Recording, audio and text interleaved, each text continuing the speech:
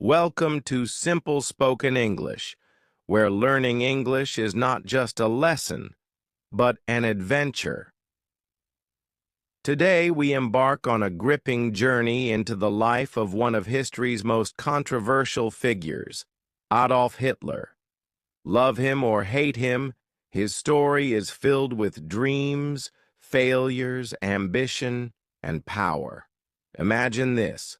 A small boy filled with dreams, growing up to change the world, forever. How did this happen? How did a young boy from a quiet town rise to lead a nation into one of the darkest periods in history? Buckle up. This is the story of Adolf Hitler like you've never heard before. The beginning of a dream. It all started on April 20th, 1889, in a small town called Braunau am Inn in Austria. In a modest household, a baby boy was born to Alois and Clara Hitler. They named him Adolf. At that moment, no one, not even his parents, could have imagined the impact this child would have on the world. Adolf was just like any other boy. He loved playing outside, sketching pictures, and dreaming big. His mind wandered to a future filled with greatness. But life wasn't easy. His father, Alois, was a strict and demanding man. He had a clear vision for his son, government service. "You will have a stable job just like me," he insisted. But Adolf? He had a different dream. "I want to be an artist," he would whisper to his mother, Clara. She adored him and believed in his dreams, but what could she do against the iron will of Alois? Their house was often filled with arguments. His father would shout, "Art is not a real job," and Adolf would stay quiet, his fists clenched, his heart pounding. He wasn't just angry, he was hurt. He wanted to prove himself. He wanted to show the world what he could do. But how? Then, when Adolf was 13, everything changed. A sudden loss. One evening, his father collapsed. Within hours, he was gone. Some people thought Adolf would feel free without his father's strict rules. But the truth, he felt lost, broken. His heart ached, but life didn't stop, and neither did his dreams. At school, he started to drift. Once a bright student, now he barely paid attention. Teachers would say, "Adolf is smart, but he is lazy." But was he lazy? Or was he simply consumed by a passion no one understood? His love for art only grew. After finishing school, he packed his bags and left for Vienna, the city of art, the city of dreams, and rejections. Adolf was ecstatic. Vienna, the city of culture, creativity, and opportunity. "I will become a famous painter," he thought. With excitement, he applied to the Academy of Fine Arts, a prestigious institution. Days passed. Then the results came. Rejected. His heart sank. He couldn't believe it. Not good enough? Me? But he didn't give up. "I'll try again," he told himself. Another year, another attempt, rejected. Again. This time it crushed him. He had no plan B, no job, no money. Life in Vienna turned into a nightmare. He lived in tiny, filthy rooms, sometimes even on the streets. To survive, he painted postcards and sold them to tourists. But it wasn't enough. His dream was slipping away. And then, the final blow. His mother, the only person who truly believed in him, passed away. He was alone, angry, desperate, and when people feel cornered, they either break or fight back. The war that changed everything. In 1914, World War I erupted.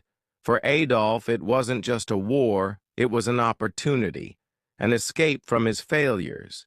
He joined the German army, ready to prove himself. War was brutal. It was nothing like he imagined. But he was a soldier now, part of something greater.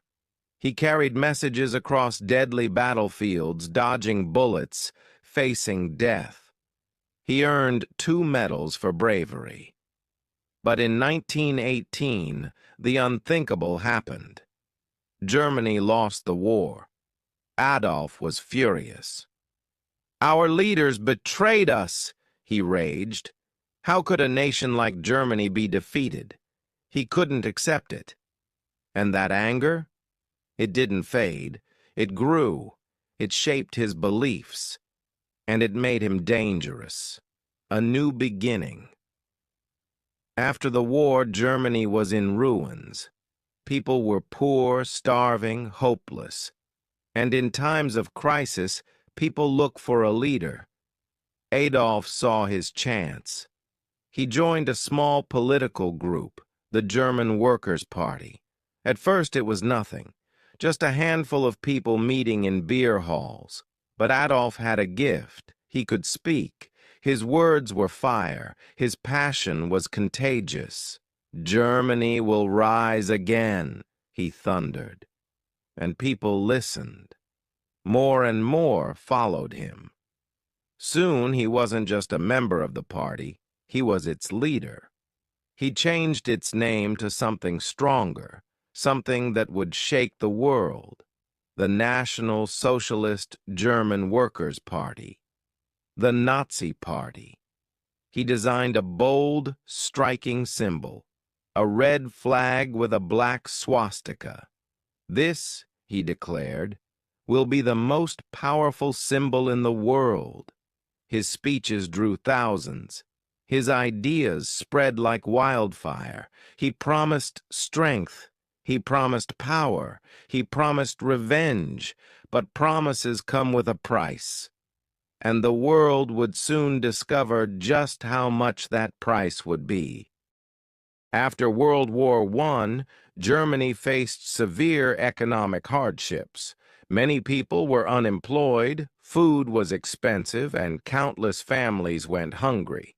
The country was burdened with enormous debts, having to pay large sums of money to other nations as reparations for losing the war. This created widespread frustration, anger, and despair among the German people. Amidst this suffering, Adolf Hitler emerged as a figure who promised change. He spoke to the people's pain and frustration, telling them, "It is not your fault. I know who is to blame." His words provided a sense of hope, but also fueled resentment against certain groups. As he continued to speak out, Adolf Hitler's popularity grew. Determined to rise in power, Hitler worked tirelessly to strengthen his political party, the Nazis. He held large rallies, delivering passionate speeches that ignited nationalistic pride. "Germany can be great again," he proclaimed, and the crowd responded with cheers and applause, believing in his vision. It was a time of struggle, fear, and shattered dreams. The streets of Germany were filled with uncertainty. People wandered, looking for jobs that didn't exist. Fathers came home empty-handed, unable to feed their families. Mothers cried silently at night, wondering how to make the little food they had last another day. The war had left the country broken, its people drowning in hopelessness. Food prices soared. A simple loaf of bread cost so much that ordinary families could barely afford it. The country owed a massive debt to other nations. Every street corner had men with tired eyes, women with worried faces, and children with empty stomachs. Germany, once proud and strong, was now on its knees. And in the midst of all this pain, anger began to grow. People wanted answers. Who was to blame for this suffering? Who had done this to them? And then a voice rose above the chaos. Adolf Hitler. He stood before the crowds, his voice loud, powerful, and filled with passion. "It's not your fault," he declared. "I know who is to blame." For the first time in years, the people felt something different. Hope. Someone was listening. Someone understood their pain. His words spread like wildfire. People whispered his name in markets, in homes, in factories. His speeches were emotional, full of fire, and touched the hearts of those who had lost everything. He promised a future where Germany would rise again, a future where no one would go hungry, where no one would feel ashamed. And the people believed him. But hope is a dangerous thing when placed in the wrong hands. Hitler worked tirelessly to spread his message. He held massive rallies where thousands gathered to listen. They cheered, they clapped, they cried. The pain they carried in their hearts turned into something else. Anger. Anger at those Hitler blamed for their suffering. Slowly, his name became famous. His ideas spread. Then, in 1923, he made his first move. He and his followers tried to overthrow the government in what became known as the Beer Hall Putsch. They stormed into a meeting hall, shouting, demanding control. But it failed. The government crushed the rebellion, and Hitler was arrested. For 9 months, he sat in a prison cell, but he didn't waste a single moment. He wrote a book called Mein Kampf, My Struggle. In it, he shared his vision for Germany. He wrote about power, about enemies, about a future where Germany would rule once again. The book became popular, and when he was finally released, he was more determined than ever. He rebuilt his party. He made it stronger, bigger, louder, and the people followed. By 1933, Adolf Hitler had reached the top. He was now the Chancellor of Germany, the leader of the nation. The streets were filled with celebration. People waved flags, shouted his name, and chanted his slogans. They trusted him.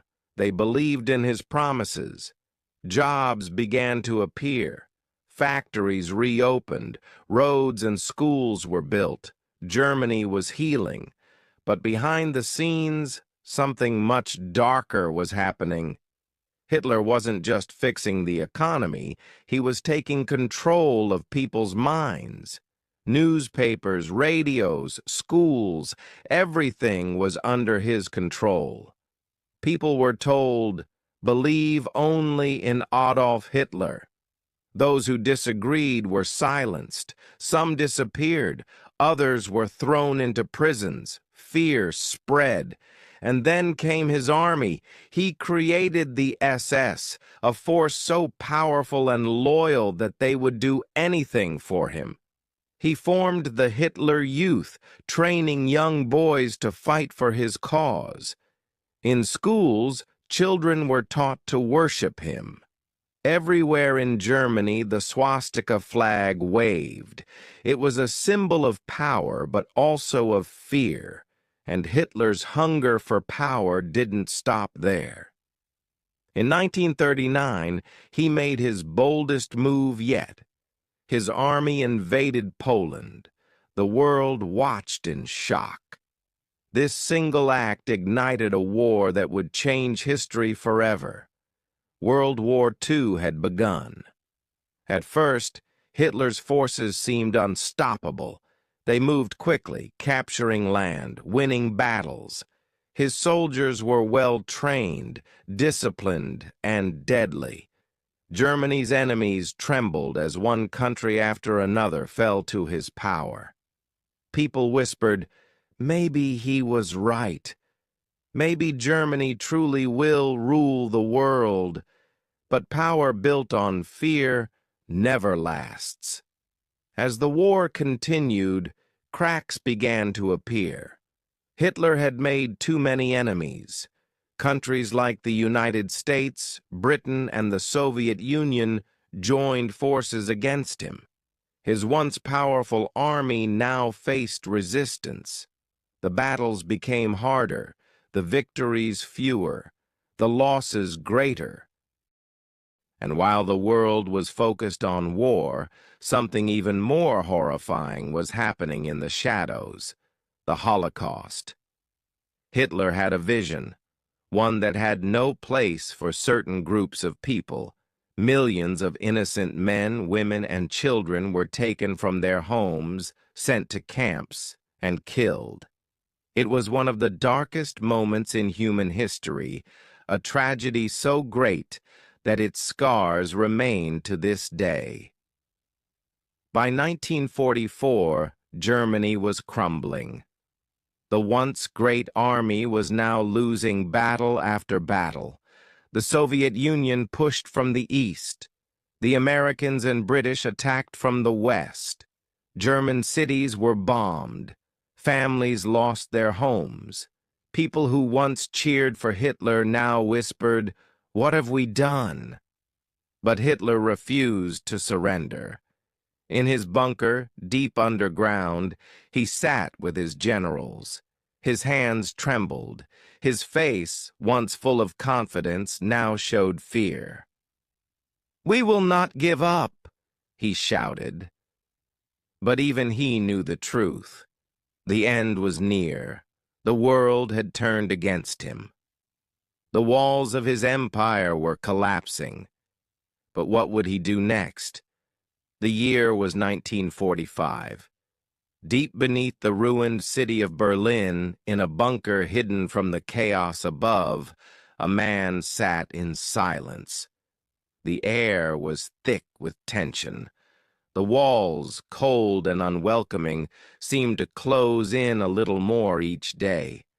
Outside, explosions shook the earth. The Soviet army was advancing, and the once mighty Third Reich was crumbling. The world was watching, waiting for what would come next. Inside the bunker, Adolf Hitler spent his final days trapped in a reality he refused to accept. His dream of a powerful empire had shattered. His armies were defeated. His people suffered. Yet he clung to his beliefs, unwilling to surrender. Was it stubbornness, pride, or simply a refusal to face the truth? He wasn't alone. His most loyal followers remained by his side, though fear gripped them all. Among them was Eva Braun, the woman who had stood beside him for years, despite living in his shadow. She had loved him, even in his darkest moments. But love alone couldn't change fate. The sounds of war crept closer. Gunfire, screams, the distant roar of tanks rolling through the city streets. Hitler's advisors whispered what he already knew. The end is near. Leaders from other countries begged him to surrender. Think of your people, stop the bloodshed. But he wouldn't listen. To him, surrender was weakness. He had once convinced an entire nation to follow his vision. Now, as everything collapsed, he believed Germany had failed him, not the other way around. By April 29, 1945, the city was unrecognizable. Buildings burned, Families huddled in fear.